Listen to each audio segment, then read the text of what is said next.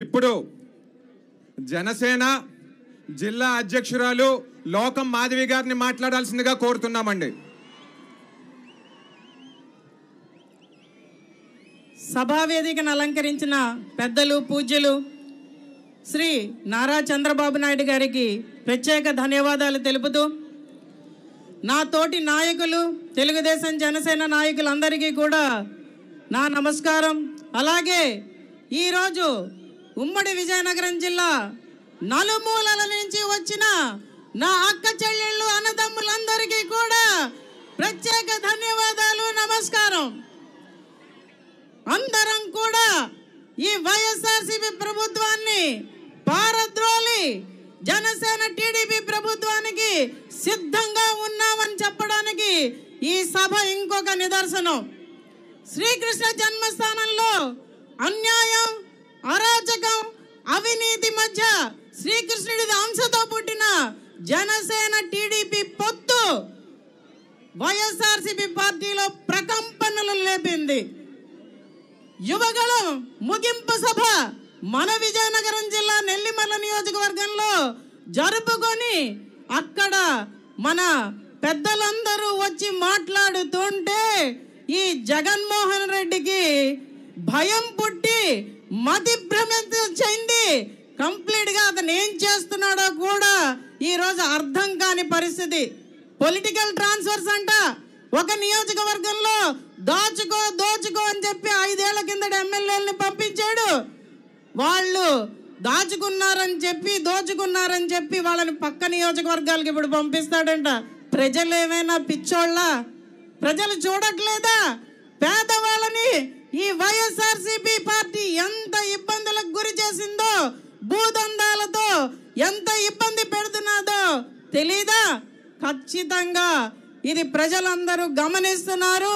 2024 మంచి సంవత్సరం. ఈ పార్టీని ఎన్నో కిలోమీటర్ల దూరం తరిమి కొట్టి జనసేన టీడీపీ ప్రభుత్వాన్ని అందరూ వెల్కమ్ చెప్పడానికి ఖచ్చితంగా నిర్ణయించుకున్నారు.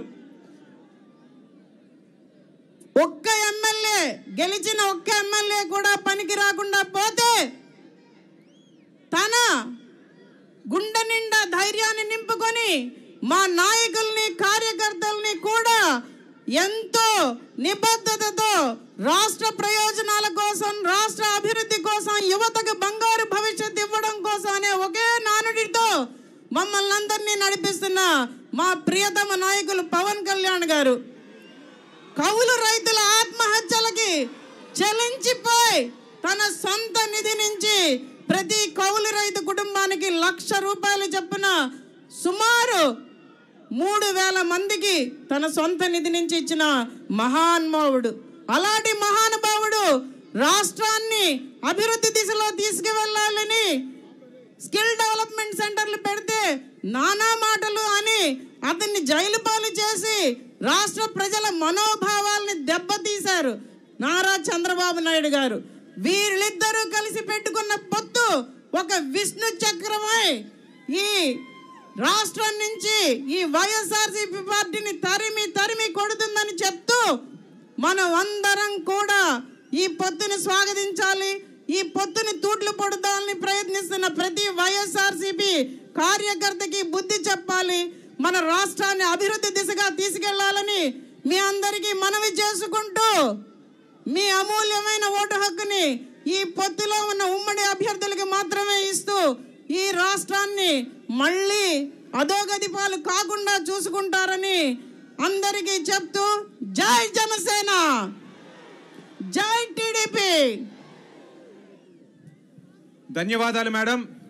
ఇప్పుడు బొబ్బిలి నియోజకవర్గం తెలుగుదేశం పార్టీ ఇన్ఛార్జ్, మొగటం లేని మహారాజు, మీరందరూ కూడా అభిమానించే నాయకులు శ్రీ బేబీ నాయన గారిని మాట్లాడాల్సిందిగా కోరుతున్నాము.